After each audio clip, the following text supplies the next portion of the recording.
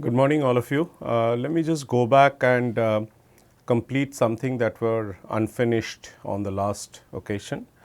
So, we are going to talk about different representations in quantum mechanics. They are called as Schrodinger representation, Heisenberg representation and interaction representation. And then we will talk about solution of Schrodinger equation in simple 1D potential. They would involve particle in a box, step barrier or a barrier or rather a well, potential well, so to say, and then a bound state problem. Okay. So, these are the plans for today, and let me start with this Schrodinger representation.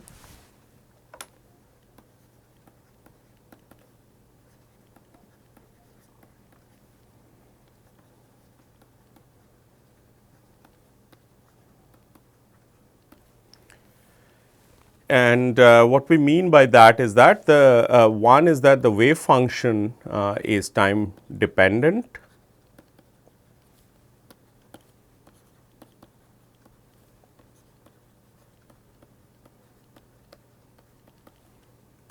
and the operators are time independent.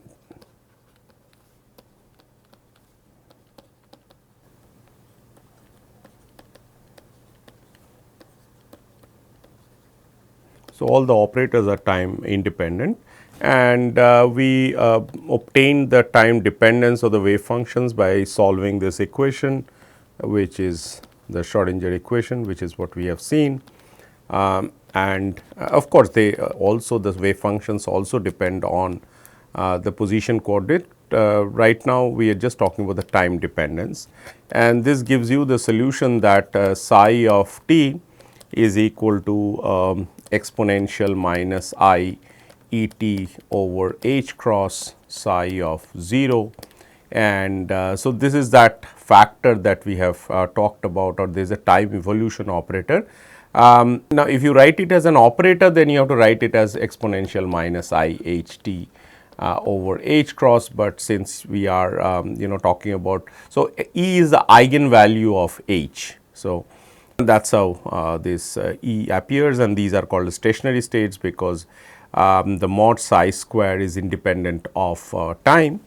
And in the other representation, that is the Heisenberg representation,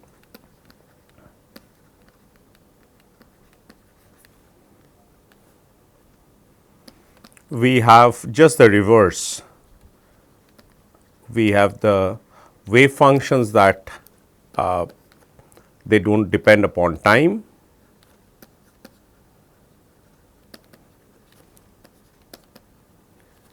and the operators are time dependent.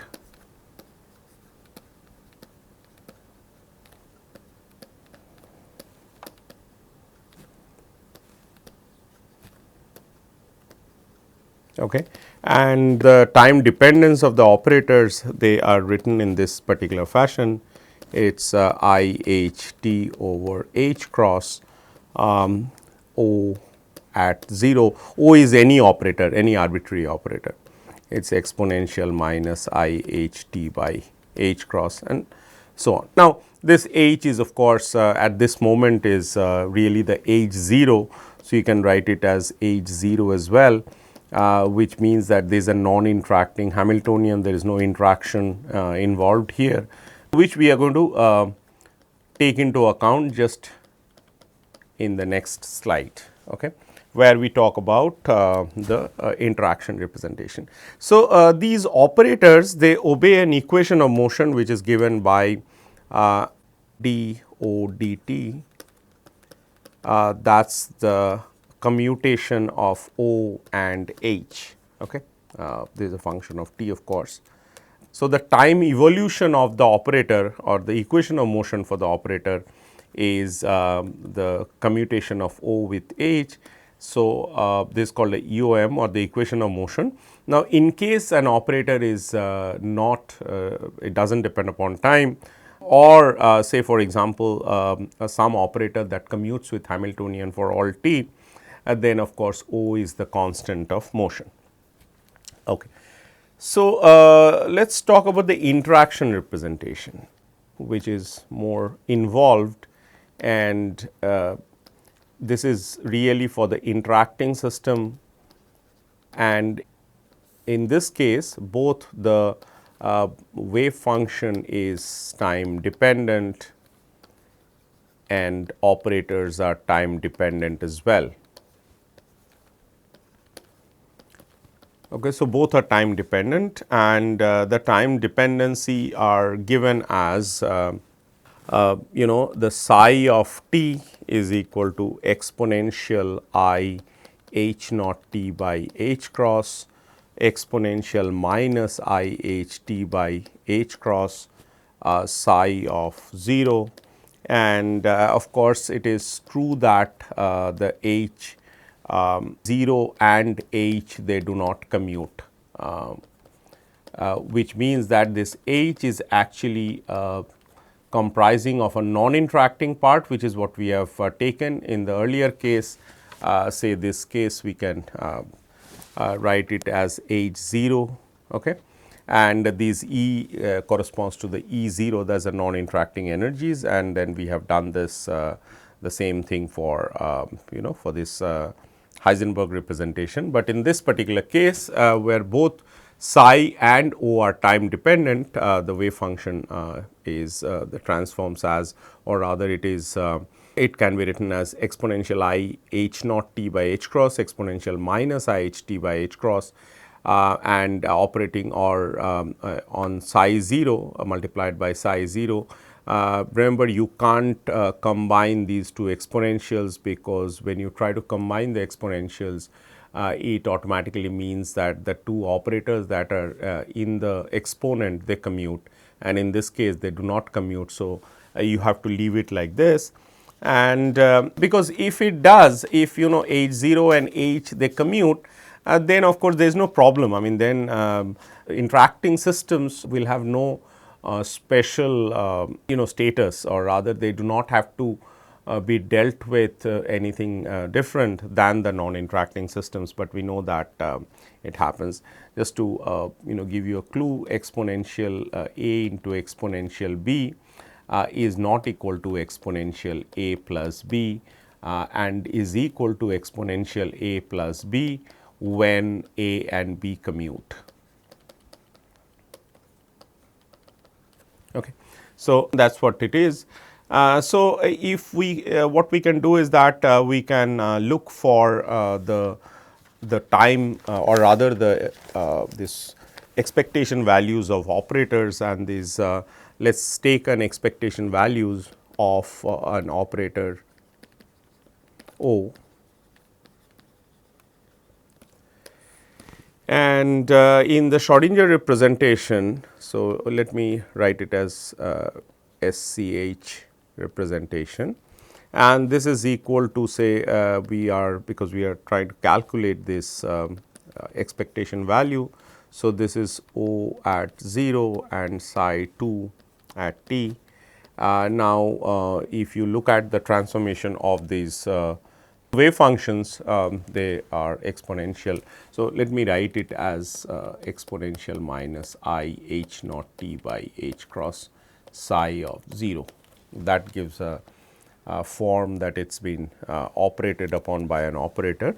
So, this is equal to psi 1 0 exponential I h naught t by h cross O of 0 exponential minus I h naught t by h cross, and then you have a psi 2 of 0, and this is nothing but O of t. Okay. And you would write the expectation value of an operator O of t between the eigenstates or between the wave functions as this, which is the same as the Heisenberg representation. Okay. So, the expectation values which are really related to the observables, they have to preserve their form, and let us show that as well for the interaction representation. And so, we now have a psi 1 t O of t psi 2 t. Just to remind you that O of t is that's an arbitrary operator which could be anything, say for example Hamiltonian or angular momentum, linear momentum, etc.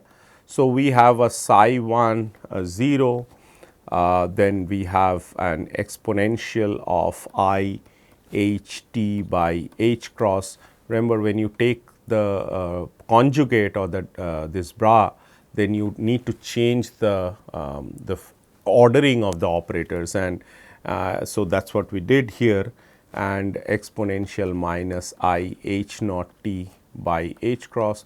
You can drop the h cross because it has to be carried around, so you can put h cross equal to 1. And then, so this part is nothing but the psi of psi 1 of t, okay.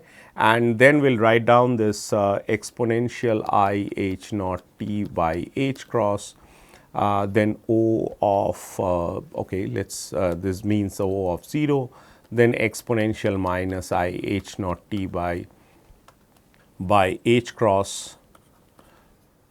Then now this is nothing but O of t. So, and now we are going to write exponential I h naught t by h cross, exponential minus I h t by h cross, and finally we have a psi 1 at 0.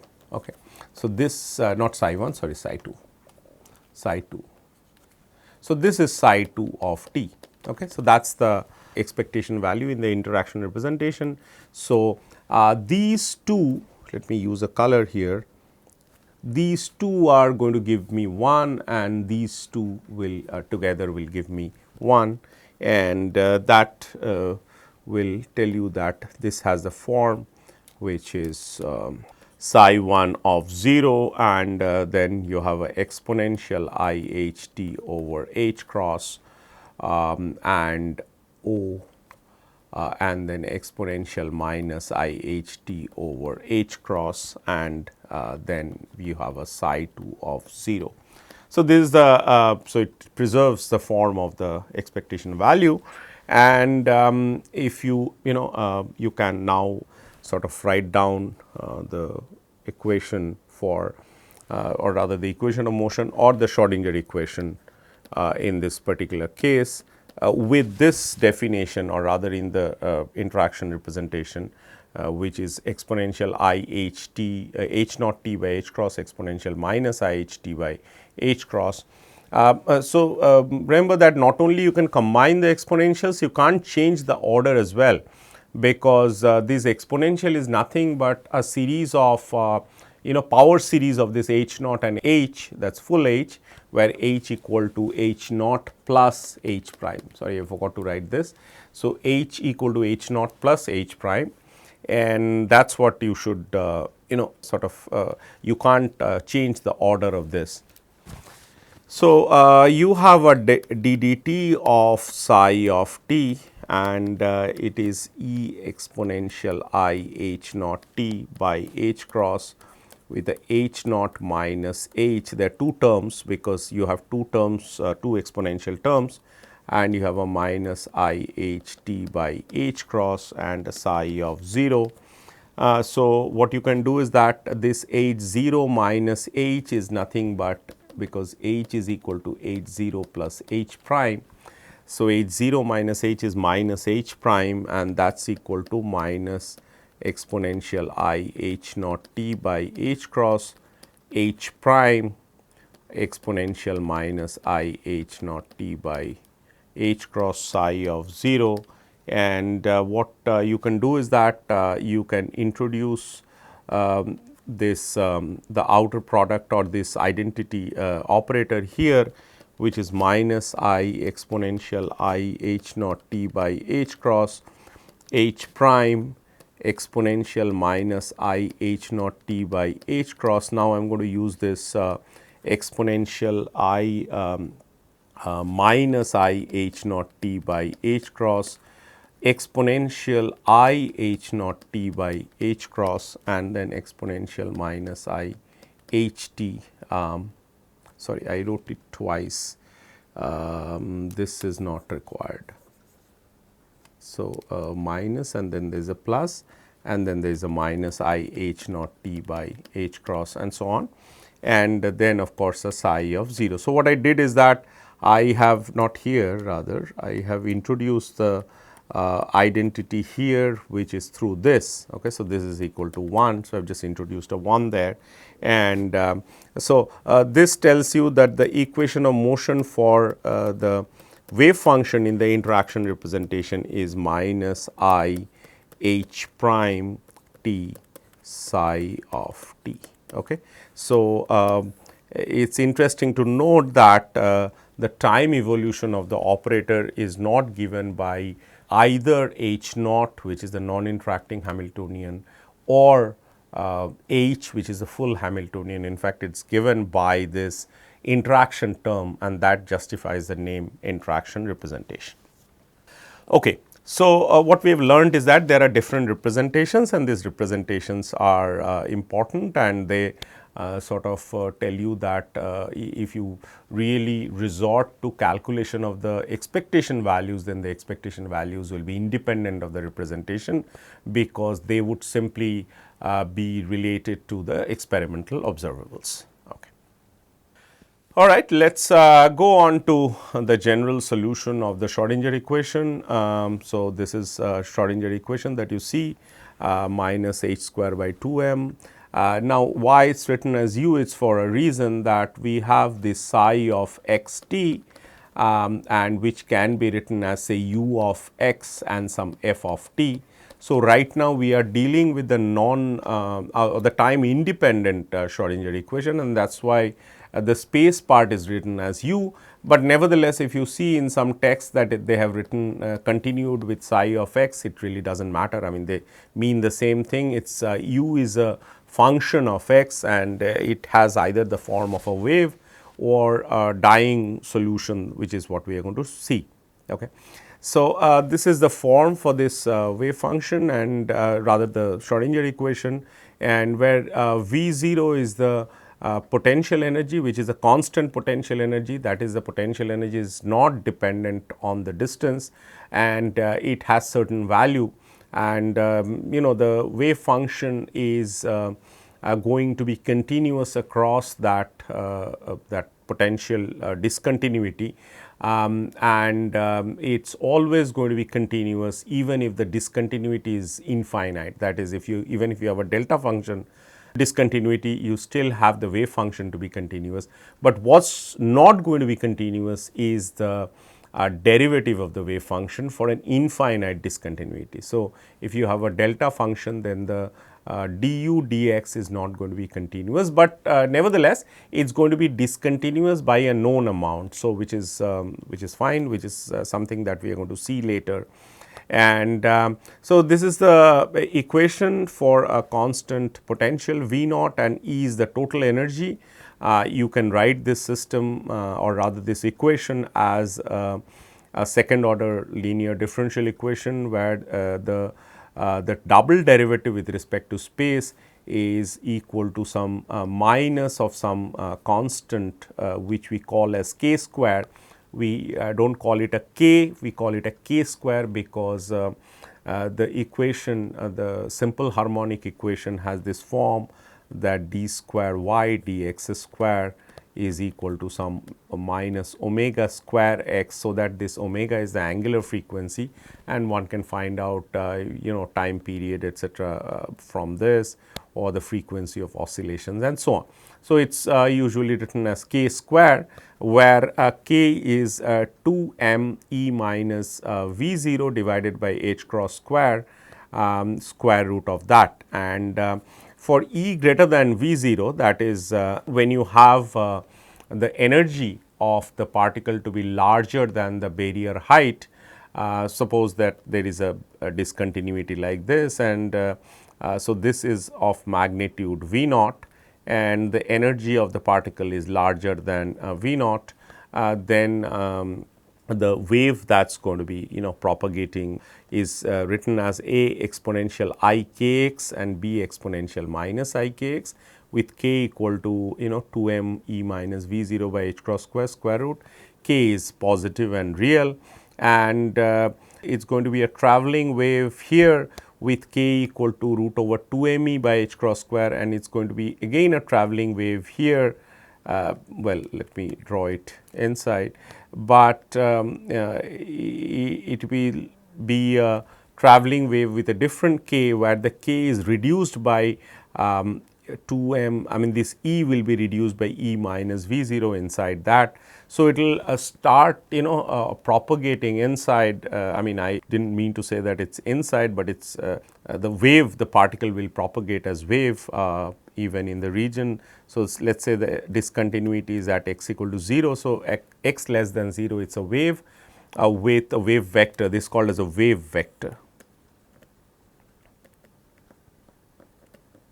Wave vector k, and it is going to be propagating in the x greater than 0 region. So, this is x less than 0 and this is x greater than 0 with another k, which is this E is reduced by E minus V 0. Now, an alternative solution can also be written as A sin k x plus B cos k x.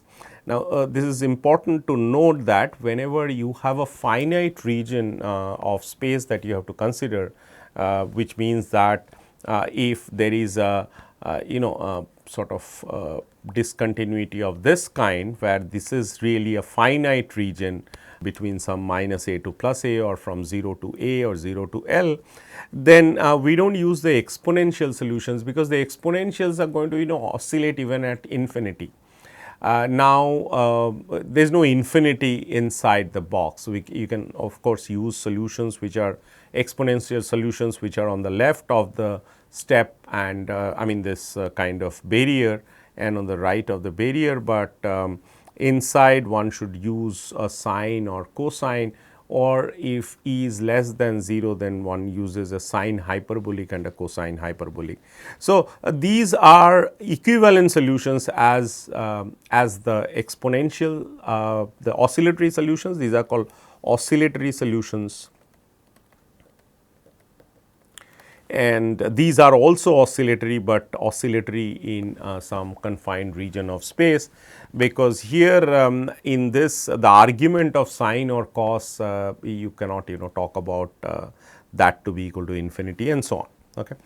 Now, when E becomes less than V 0, okay, let me complete one thing before I go on to E less than V 0.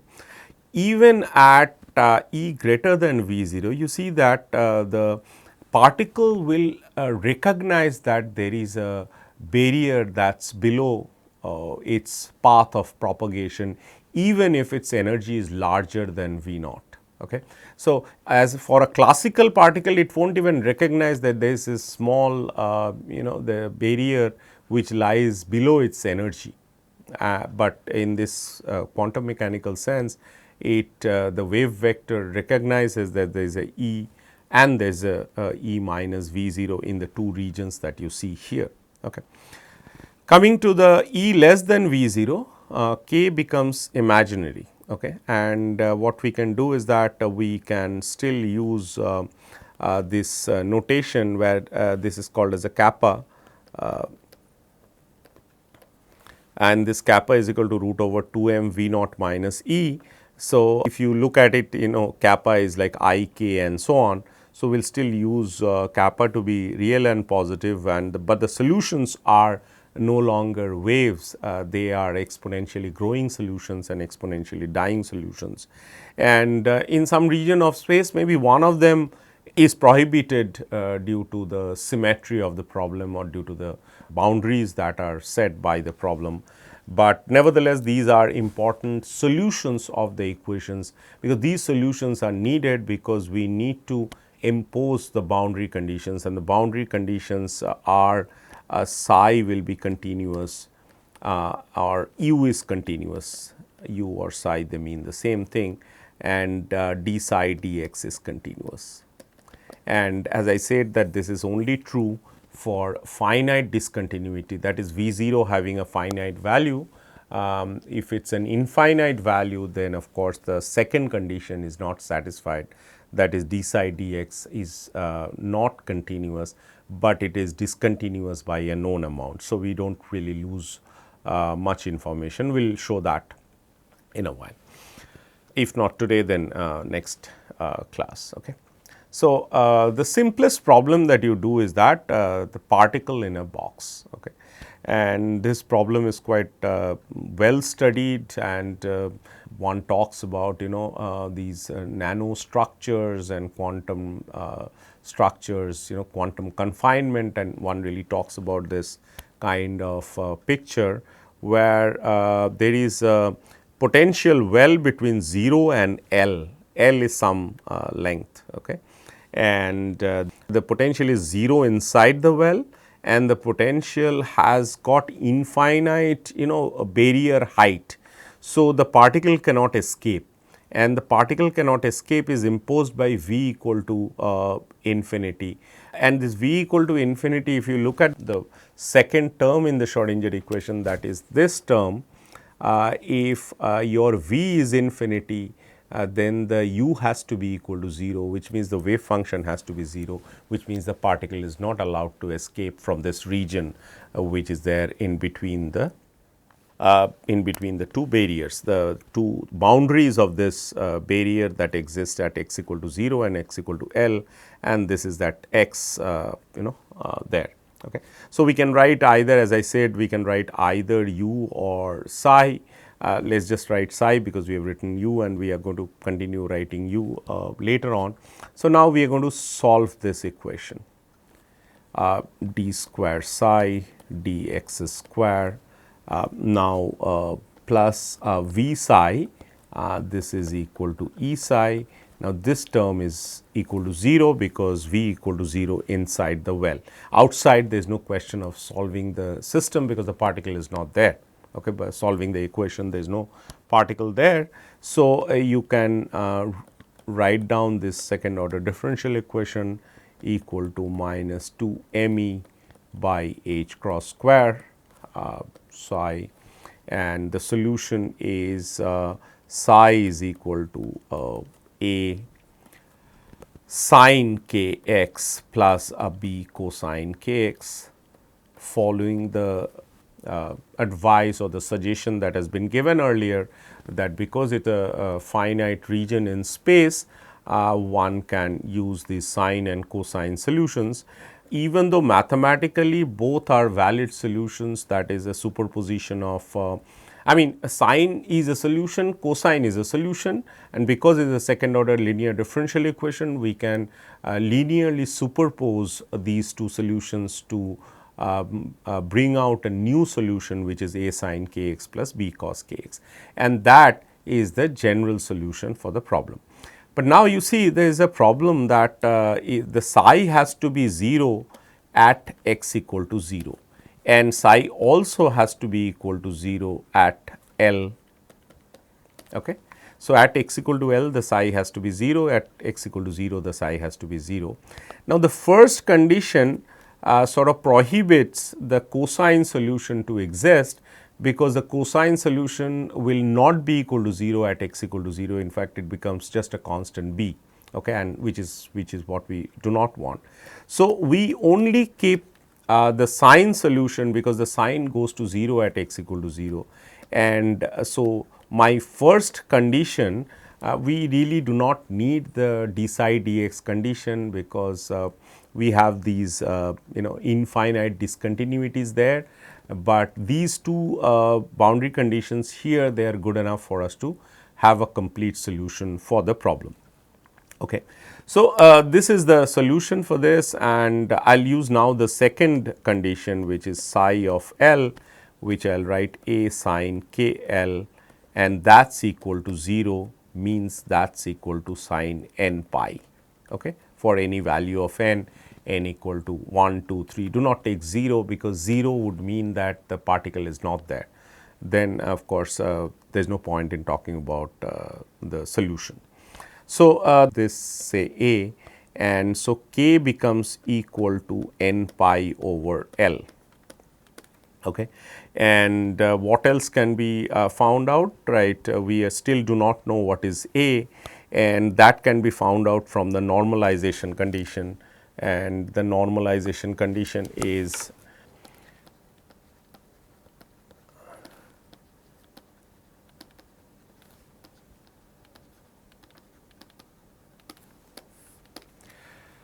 is in principle minus infinity to plus infinity psi mod square dx is equal to 1. But however, these two limits do not make sense, because everywhere the wave function is equal to 0, and if it is non-zero, it is only in this region 0 to L. So, we will write it as 0 to L psi square dx. And if you use this as a square, which is in general a complex constant, not in this case, but in general a complex constant, it is equal to a sine square n pi x by L dx from 0 to L, which is equal to 1. I leave this this integral to be done by you.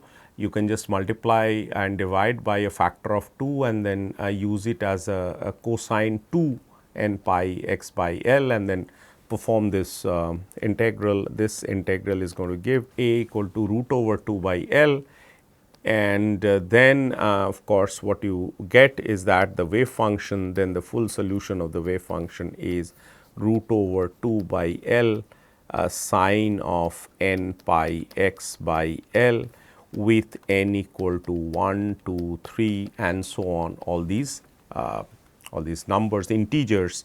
And what is E in this case? What do the particles, what energies do the particle have? The energies are given by h cross square k square over 2m. That is only the kinetic energy, there is no potential energy there. So, this is equal to h cross square n square pi square by 2 m l square, again n equal to 1, 2, 3 and so on. Okay. Now, you see that the energy levels are not equidistant, they in fact grows as n grows as a square of that.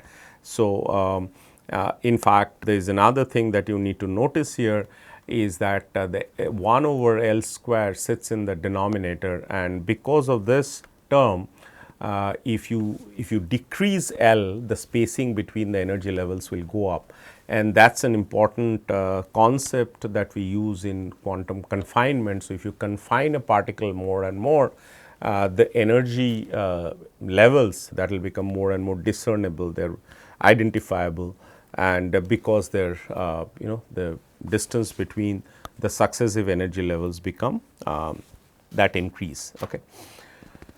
All right. You can also see the correspondence principle from here, and you can so what is the correspondence principle? We will use this. So, let us call this as E n and call this as psi n, and so psi n's are called as the eigenfunctions of the system,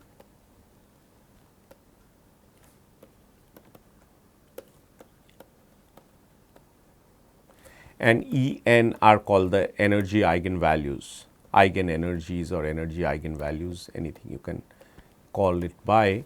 And each of these psi n's are, they form a complete set of states because of these psi n star psi m dx, that is equal to delta n m. Okay. Which means that this really can be written as in your Bryan-Kett notation as this delta n m. So, if n is not equal to m, this overlap or the inner product is 0. If n is equal to m, then it is equal to 1, which is what we have used for our normalization. Okay. So, that is why they are called as the orthonormal. They are both orthogonal and normalized. So, that is called as a orthonormal set. And now, you notice that n can be any of the integers, that is n equal to 1, 2, 3, 4, 5, anything is allowed, I mean very large numbers and so on. And we were talking about the cat being dead or the cat being alive, which really gave us only two states, or the coin being tossed gives you head or tail. There are two solutions or rather two situations that can arise. But here for each value of n with n to be unbounded, any of these are actually the eigenstates of the system. Okay, and that is why this entire linear vector space that we are dealing with is called as a Hilbert space. So, in that connection we want to understand that what is E n plus 1 minus E n divided by E n, say for example. So, this is like n plus 1 whole square minus n square divided by n square, and this is like n square plus 2 n plus 1 minus n square divided by n square, and the n square will cancel, and if n is large, then of course we can neglect 1 in front of 2n. So, this really goes as 2 over n and will go to 0. This energy spacing will go to 0 as n tends to infinity. Okay. And that is the correspondence principle, Bohr's correspondence principle that we have learnt earlier. Okay. Let me add a little bit of trick to this problem, and before that let me show you this different energy eigen modes or eigen values, rather eigen functions. So, n equal to 1, which is called as a ground state, that is the lowest energy state, which has got an energy which is equal to pi square h cross square by 2 m l square. So, this has only nodes at the two edges at 0 and at x equal to L. Then the red one, which has got energy which is 4 pi square h cross square by 2 m L square, because n equal to 2. So, it goes as n square is 4, and then it has a 9 pi square h cross square by 2 m L square. Now, you see the red one, that is n equal to 2, has 2 nodes at the two edges. Nodes means the wave function goes to 0. The wave function has to go to 0 at the edges, because the particle cannot escape and the wave function should be continuous everywhere. Now, there is also a node at L equal to 2. Okay. So, that is at the midpoint, and then you have for n equal to 3, there are apart from the 2 nodes at the edges, there are 2 more nodes at these points and these points and so on. So, maybe L by 4 and 3 L by 4, n equal to 4 has more nodes here, here. So, as you go to larger and larger n, the wave function starts oscillating rapidly. Okay. And this, so I have just plotted 4 of that, but you can go ahead and plot more. And one more thing that we have said is that the energy levels are not equispaced, that is, they are, so this is small and then this is larger than that, this is larger than that, and it will be progressively larger because it varies as the square of the quantum number. Okay.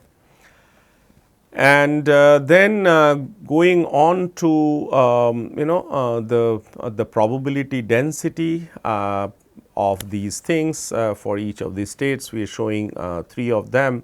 You see that the probability density, which is psi square, is for the lowest state, it is the probability density peaks at the middle of the well. So, the particle is most likely to be found at the middle of the well, and as you go to n equal to 2, it is equally likely to be in the left half, the middle of the left half and middle of the right half, and then as you go to n equal to 3 and so on. So, you go to larger and larger and these oscillations will increase, because you are taking psi square, or rather this is actually psi mod square here, because we are talking about real eigenfunctions. We did not put this psi square, but in principle one should put a psi square, and because it is a psi square, it does not go to negative, but it goes to it always takes positive values and wildly oscillates as you go to larger and larger n. Okay. And so, which means at large n, it is likely to be found anywhere between 0 to L. Okay. So, that is what it means. All right. So, let me do one more problem. So, it says that the particle is likely to be found anywhere for large n, and that is the one that we have talked about in connection to the correspondence principle. Okay. So, what will happen for the well to be symmetric, which means that the well is not between 0 to L, but it is between L by 2 to minus L by 2 to plus L by 2. So, so this is 0. Okay. So, this is the x axis, and the same problem remains. These are infinitely large walls, the particles cannot escape, and you just think that maybe the well is simply shifted to the left by a distance L by 2. How would the particle react to it, or how would it know, or what would be the change in wave function? There shouldn't be any change in wave function. But unfortunately, there is a big change in the wave function. In fact, what we can show is that your psi of x was nothing but a sin k x earlier. Okay. And now, what you do in this particular case is that you write it as a sin k x minus L by 2, because all the x coordinates have been shifted towards by this x minus L by 2. So, what we can do is that we can expand this sign of c minus d kind of thing, and we can get it a sin k x cos k L by 2 and minus a cos k x sin k L by 2. Okay. That is what you get when you use this expansion of the signs. So, you have k equal to n pi over L,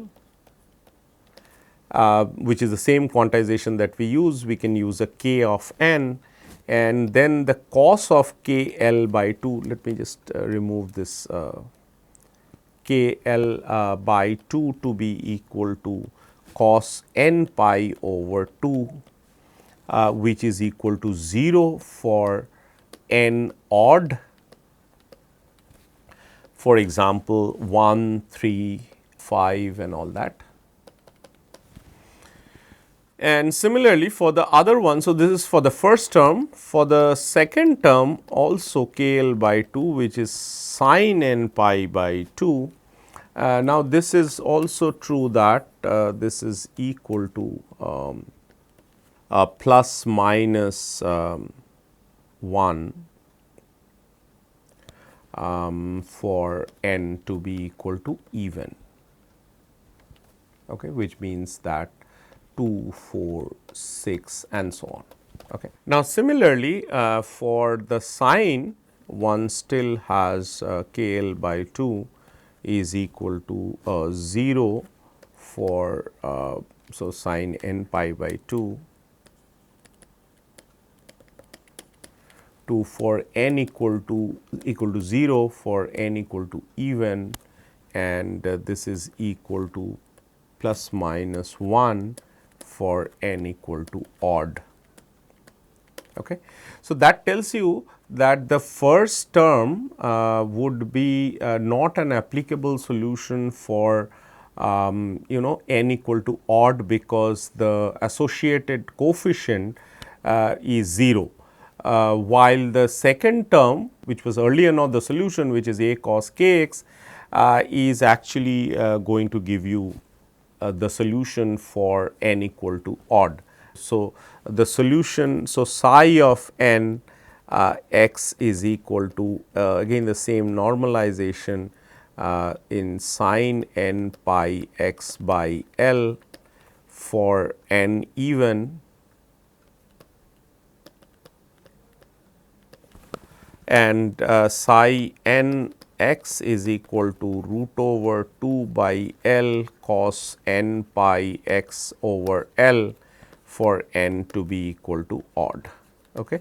So, you see the change in the stand of this, that instead of simply a sine and cosine solution, I mean simply a sine solution which was there for the well that we have seen earlier, this is not only a sine solution, but also a cosine solution depending on whether n is even or n is odd. So, this is the for the symmetric well we have both the solutions allowed, and so the sine solutions will be n equal to even for even values of n, and the cosine solutions will be n equal to odd, and put together they would define the entire vector space for the problem. Okay. So, what is important here to note is that there is another additional symmetry that is present in the system, because if you put x to minus x, or rather if you draw a line at the this dotted line that you see at x equal to 0. So, there is a symmetry, a left right symmetry, and this is called as a parity.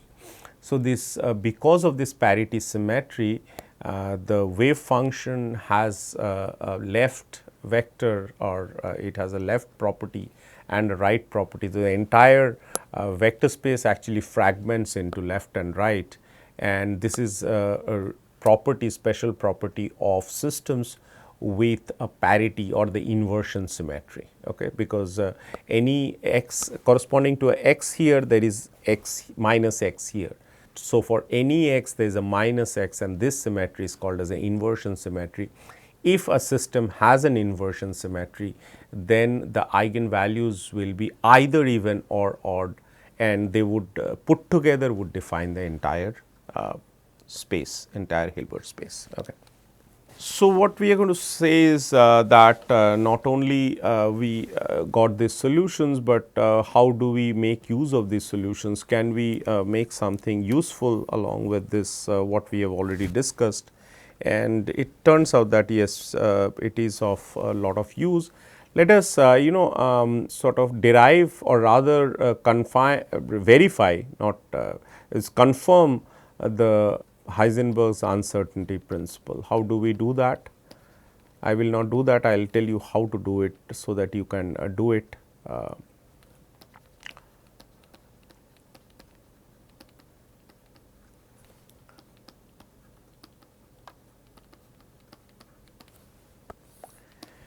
And what you can do is that you can calculate x, and x is nothing but x and then a psi square x dx from minus minus infinity to plus infinity, but here we that the only relevant region of space is 0 to L, and this is nothing but equal to L by 2. You can also calculate x square. So, with I go back to the old problem, which is 0 to L, the solutions are sin n pi x by L. So, 0 to L again, x square psi of x mod square, and you can again calculate this. This is equal to some L square and 2 pi square n square minus 3 divided by 6 n square pi square, and so on and so forth. Okay. And then you can calculate delta x square, which is equal to x square average minus x average square, and you can also calculate p, but for calculating p you need to be a little more careful. You have to use this psi star x minus I h cross d d x of psi x. So, do not take just psi star and this, and you can also calculate p square, which is equal to psi star x, and so minus h cross square d2 dx2 and psi of x and dx, and you can calculate a delta p square as well by taking so delta p square. You do not have to take a square root, because well, I mean, from there you calculate delta x. So, let us talk about just delta p, which is the square root of p square expectation minus p expectation square, and now you see that whether delta x delta p gives you the value that you want. It should be of the order of h cross. So, this is the uncertainty principle that you can test. Okay. And let us understand that what would be this stationary states in. So, these, if you want to evolve these wave functions in time, what you would do is that psi x t is equal to root over 2 by L sine of n pi x by L exponential minus I e n t by h cross, okay, where E n is given by n square pi square h cross square by 2 m L square. Just to remind you that even for the symmetric problem, even though we have sine solutions and cosine solutions, both are acceptable ones, energy is still given by this n square pi square h cross square by 2 m L square. Okay. And so, this psi x t, that is the probability density, is constant in time. Constant in time, it's not, I am not saying that it's constant in space, because we have already shown these variations within the well. Okay. So, constant in time for all time, okay, because the time goes away. Now, let us look at the linear superposition and form a wave packet, which is what we have learned as well. And wave packet. Okay, so let us say we have wave packet comprising of the linear superposition of this psi 1 x t plus a psi 2 x t. So, the particle is in a superposed state of the ground state and the first excited state. It is like, say that we are removing all the other possible eigenstates, and we have prepared the system in such a way that it can be either in this ground state or in the first excited state, just like head or tail problem. Now, this is it is a 1 by root 2 and so on. So, it is so there is a root 2 by L. So, the root 2 cancels and there is a L here, and then we have a sine pi x by L, that is the ground state, exponential minus I say for example E 1 t by h cross and plus sine 2 pi x over L exponential minus E 2 t by h cross. Okay. So, that is the wave function. Now, this is between, of course, 0 to x less than L, it is otherwise it is equal to 0, that is very easy to see. Now, one important thing is that how do we interpret this, or rather what is the probability density, is it still a stationary state and so on. No, it is not a state that's whose probability density is independent of time, because it does not have definite energy. It has, if you make a measurement, it will collapse onto one of the states, that is either in the ground state or the first excited state, but it still has the energy to be with certain probability you will get if you make a measurement before you actually make it. You would get the ground state energy with certain probability and the first excited state energy with certain probability, which were respectively given by pi square h cross square by 2 m L square and 4 pi square h cross square by 2 m L square. So, this probability density is going to be oscillating with time, and if you calculate this p x t, which is nothing but equal to mod of psi x t square, and this will give us equal to 1 over L, and then you have a sine square pi x by L plus sine square 4 pi, there is a sine 2 pi, sine square 2 pi x, not 4 pi, 2 pi x by L. And then we have 2 sine pi x over L, sine 2 pi x over L, and then there is a cosine of a delta omega t. Now, that is the time part which is coming from the interference, where delta omega is nothing but E2 minus E1 divided by H cross. Okay. That is the time part with which it will oscillate, and I have made a video where the L is varied from 0 to 1, 1 is some unit of length, and then T has been taken in unit of omega, such that this it cancels out, and you see that as time increases, it changes from being in the left part to the right part, then it comes and gets reflected on the left boundary of the well, and then it goes to the right boundary, and so on and so forth. Okay. So, it sort of gets reflected from here and go to the. So, this is the initial time you have it in the left side or left half of the well. As time progresses, it sort of evenly distributed, or rather equally distributes both sides of the well. Then later at larger times it goes to the right half, gets reflected from the boundary, again reappears at the left edge, and so on. So, this is the animation for the probability density at different times. Okay. All right. Let us now do a number of problems, and I will sort of keep this thing a little quick now, because now you are familiar with how to handle this and what are the boundary conditions. All what you have to do is write down the Schroedinger equation and match the wave function, or match the solutions at the boundary. First you have to get the wave functions.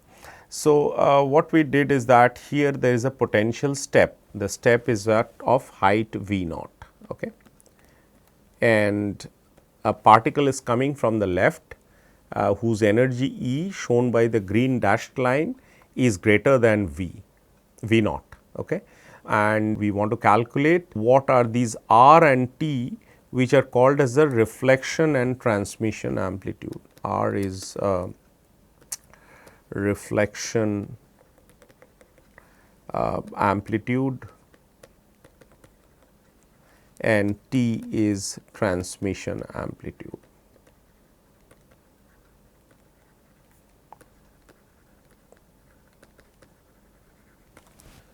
Okay. So, there are a few comments that will help you to solve this problem.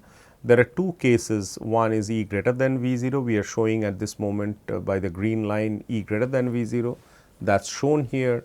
E less than V 0, which should be more interesting, that is a particle which would appear with lesser energy and has energy lower than the barrier height. A classical particle can never jump over to the other side or get into the region which is classically forbidden. Say a high jumper would never be able to cross a barrier which is more than what he or she could jump. Okay. So, but here any particle such as an electron or photon and so on, they will go into the classically forbidden region, and go into means there will be sort of the wave function would be finite, but they will not correspond to any propagating wave, maybe those are called as the evanescent wave, but the wave function would still exist, which means that there is a probability of the particle to be found in the classically disallowed region, or the one that is forbidden region will still be found. And we will have to match the boundary conditions at x equal to 0, and the reflection and the transmission amplitudes R and T will have to be calculated. And sometimes in questions you are not given this figure, but you are given it in writing that V of x equal to 0 for x less than 0, and V of x is equal to plus V 0 for x greater than 0. They mean the same thing. You will have to picturize this and draw your own schematic diagram. So, as we have said that we are first doing it at E greater than V 0. So, for x less than 0, we have this u of x which is the solution. We again go back to the notation u, but they mean the same thing if you write it as psi. it's exponential ikx, so which has a coefficient equal to 1, and in keeping with what we have said that because it is an infinite extent both in the left and in the right, we write exponential solutions. So, there is a amplitude 1, part of it is reflected, so we call it r, and a part of it is transmitted, we call it t. So, k is given by, so this amplitude is equal to 1, if you that is why it is not written there, and so this r is the reflection amplitude, k is equal to root over 2 m e by h cross square here. For x, sorry, this has to be x greater than 0. Okay. So, x greater than 0, you have u prime, which is the solution in the classically not classically forbidden here, because E is greater than V 0, it is in the right region, right of the discontinuity. You have 2 m E minus V 0 by h cross square and the transmission amplitude and exponential I k prime x and so on. So, that the current is conserved, the solution is written in this particular fashion. Okay. So, there is no reflected wave because there is in the second solution, that is x greater than 0, because you see that there is nothing to reflect it back. So, it is only a solution which is exponential I k prime x, even though there is mathematically it is possible to write exponential minus I k x. However, we see that that solution will not be acceptable solution, because there is nothing that is reflecting back the wave to move in the towards the barrier, okay, or towards the potential discontinuity. So, there is no reflected wave for the second one. And so, what we have to do is that we have to the boundary conditions have to be matched for x equal to 0 for the wave function and x greater than 0. So, the boundary condition is for x equal to 0. So, it really does not make sense. So, we can just simply write x equal to 0. So, this is not acceptable. So, this boundary condition have to be matched. We have written down the solutions, put x equal to 0 and match the u and u prime, and that gives 1 plus r equal to t. So, if you put x equal to 0, the first term on this it becomes 1, this becomes r and this becomes t. So, it is 1 plus r equal to t. Then the other boundary condition, which is the derivative of the wave function at x equal to 0, also is continuous, gives you take the derivative and then put x equal to 0. If you write them down and then put x equal to 0 and then you eliminate t and write it in terms of r, and now finally you solve for both r and t. They are k minus k prime, k plus k prime, and t is equal to 2k divided by k plus k prime, with all these k and k prime given in terms of E and V naught, and also of course m and h cross square, they have to be there along with the mass of the particle and Planck's constant. So, the wave functions in the two regions are now, because we have calculated r and t, can be written as exponential I k x, k minus k prime divided by k plus k prime, which is the amplitude, exponential minus k x for x less than 0, and for x greater than 0 it is 2k divided by k plus k prime, exponential I k prime, this is equal to 0. So, this transmission amplitudes and the reflection amplitudes can be squared up to get the probabilities for reflection. Sometimes you will see that in some books this r and t, capital R and T, are written as small r and small t, and the P reflection and P transmission are written with capital R and capital T, but nevertheless they mean the same thing. So, this reflection probability, or this is the reflection coefficient, at times it is called. So, reflection coefficient and transmission coefficients are given by these k minus k prime whole square divided by k plus k prime whole square and 4 k prime k plus k prime whole square. You can simply see that they obey that 1 plus so this reflection plus transmission, if you add up, you would get it. So, there is so P r, let us call it, and a P t, that is the one that you see here. So, you have a k minus k prime square plus 4 k k prime, and this is equal to k plus k prime square, and this is equal to k square minus 2 k k prime plus k prime square plus 4 k k prime divided by k plus k prime square. This is equal to 1, which means that the reflection coefficient or probabilities of reflection and probabilities of transmission add up to 1, which they should. Okay. The wave is not getting lost, it is not going anywhere. So, these two probabilities should become equal to 1. And I leave it to you to do E less than V 0.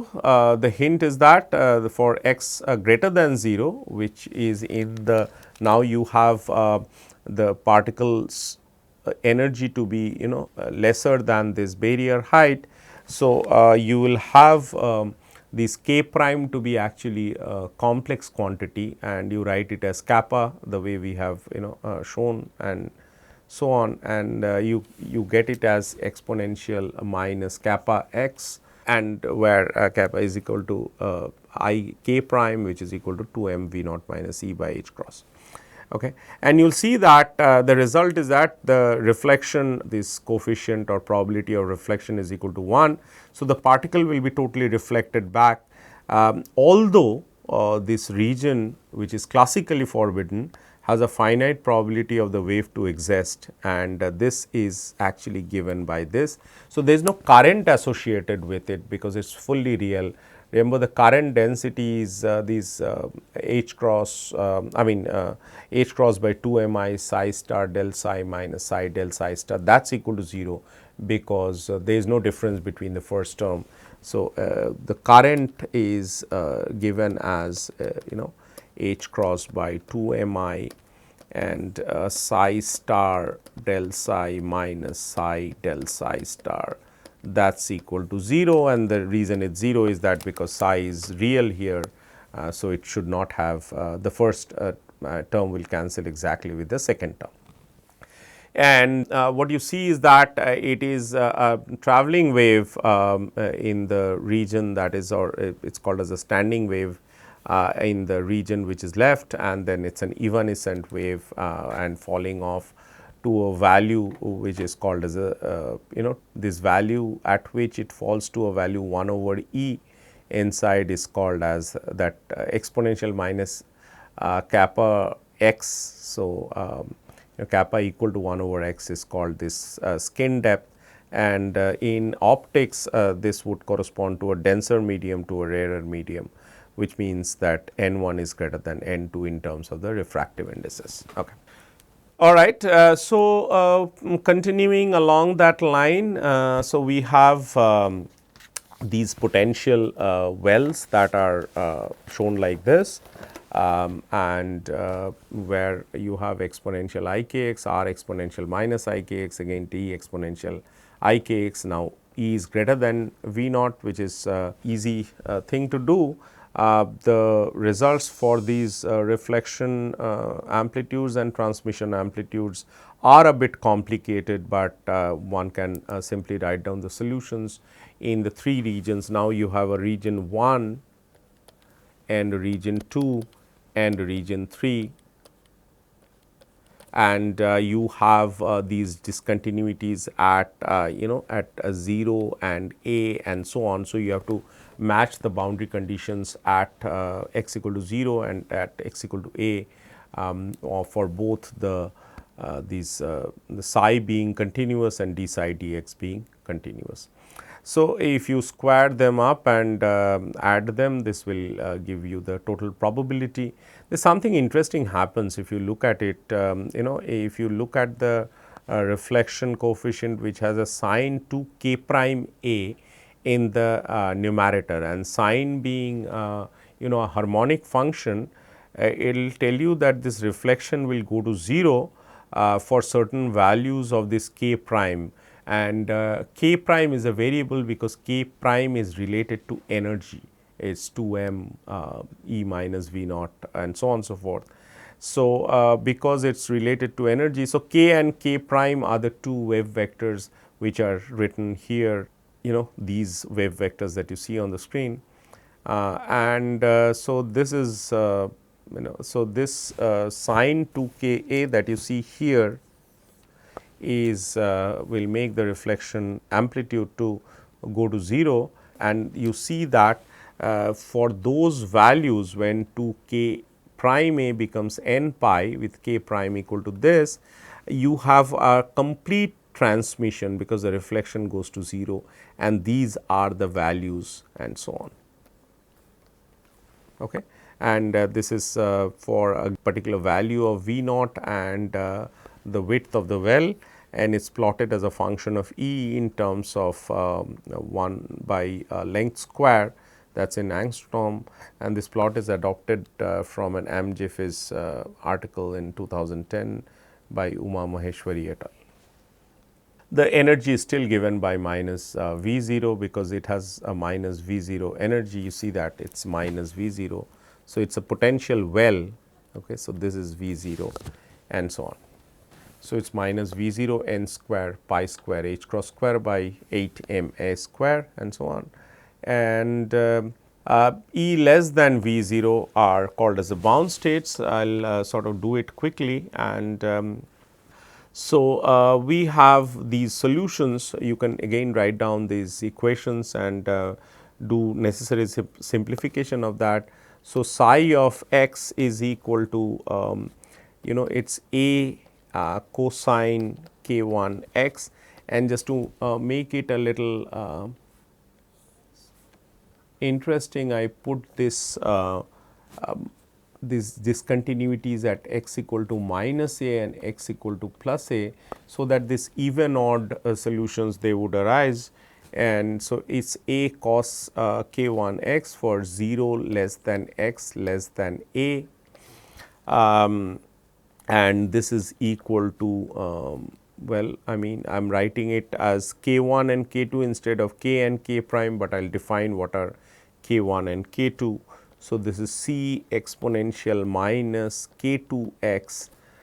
By hand it is a little difficult to write this kappa, or you may actually misunderstand it as k. So, that is why I am writing k 1 and k 2.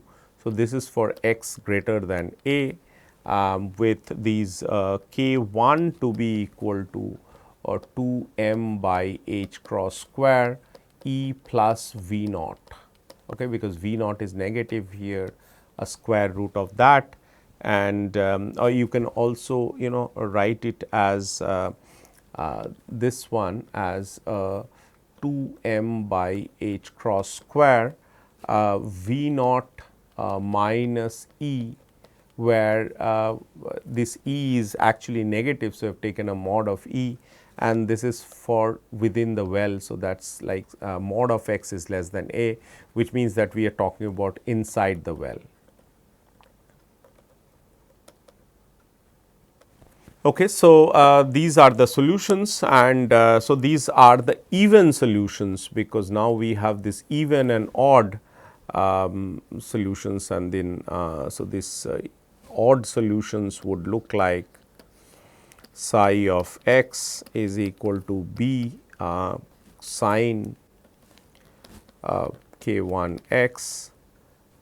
I mean, in the sense that what I meant to say by even and odd is that if x changes to minus x, cosine does not change its value. Cosine is a even function. So, it is in that sense that we talk about an even and odd, whereas sine changes. Of course, if you change x to minus x here in the second solution with the c exponential minus k 2 x, that will become plus k 2 x, which is not a physically acceptable solution. So, our even and odd notion is based on the harmonic solutions, which are either cosine or sine. These even solutions are truly valid for odd n, and odd solutions are in fact applicable to even n. So, but this even and odd is with respect to changing x to minus x, that is why we call odd and even. So, this is for 0 less than x less than a for the odd solutions in the same region, that is so this is your that is your x equal to 0, and so on, and so this is V 0, and energy is negative. So, energy is negative, but it is greater than this V 0 minus V 0, it is greater than minus V 0. All right, and this is equal to some c exponential minus k 2 x for x greater than a. So, these are the solutions. Now, what we can do is that we can do a smart thing of combining the two, psi being continuous and d psi dx being continuous. So, this two can be combined into a single condition in which is say that 1 by psi d psi dx is equal to continuous. So, instead of writing the two conditions, we can also use this 1 by psi d psi dx being continuous. That gives us two conditions. One is k tan k 1 a equal to k 2 and k 1 cot k 1 a is equal to minus k 2. So, this corresponds to the even problem or this corresponds to the odd problem. Okay. Now, you see that there is a problem in solving these equations, because the k 1 and k 2 they correspond to energies which are there in both right side of the equation and cannot be solved so easily, and these are called as the transcendental equations. So, one way is to solve them numerically, which is what we are not going to do here, but what we can do is that we can write or plot these solutions, and these solutions can the intersection of the left hand side and the right hand side will give us the solutions that we are looking for. So, a little bit of different language, let me sort of give you that. If you say k 1 a is equal to y, then k 2 a whole square, this is equal to 2 m by h cross square v naught minus mod of e, and so this into a square. And let me actually create again a page so that it is easily understandable for you. So, okay, so what we do is that you call k 1 a is equal to y. We have used different notations for plotting, but I will tell you what these are. And now you have a k 2 a square is equal to 2 m by h cross square v naught minus e, and this multiplied by a square. So, that tells us that k 2 a square is equal to 2 m by h cross square v naught a square. For a given problem, that is a constant, and minus 2 m mod e divided by h cross square a square, and this is nothing but, let us call this as lambda square minus k 1 square a square. So, k 2 square a square equal to lambda square minus k 1 square a square, and call this as lambda square minus y square. So, k 1 and k 2 are positive,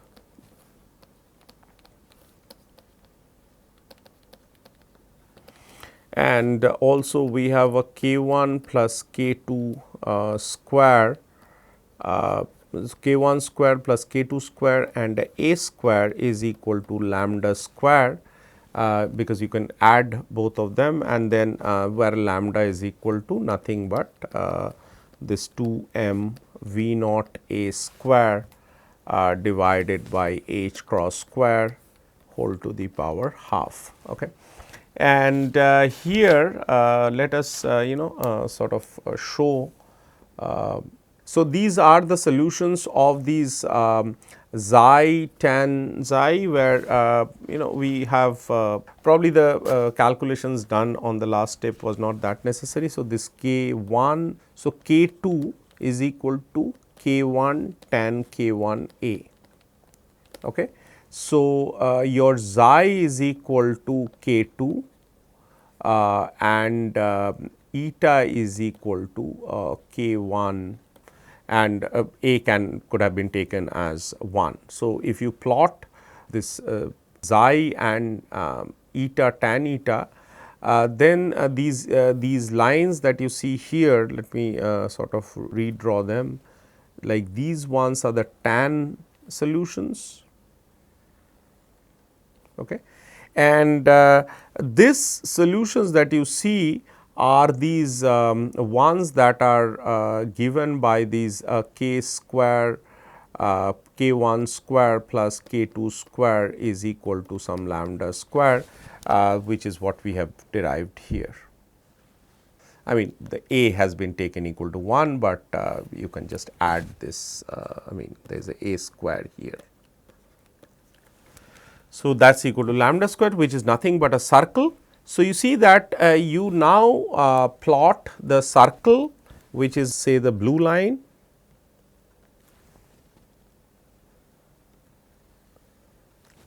and the tan hyperbolic. So, you see these solutions to emerge at say for example, these bright red point, these are the solutions where these are the bound states. So, this is the deepest bound state and this is the bound state for some other bound states and so on. So, we have shown two of them. The more the depth of the well is, you have these there will be more and more number of bound states there. And for the odd problem, which corresponds to this k 1 cot k 1 a is equal to minus k 2. Now, it is a cot solution which does not go to 0 at or does not start from eta equal to 0 or k 1 equal to 0. In fact, it starts from pi by 2, and one can actually see that. So, there are these it starts from pi by 2 there. And if you have a circle which is nothing but this eta square plus xi square equal to z 0 square, which in our language is nothing but a square k 1 square plus k 2 square equal to lambda square.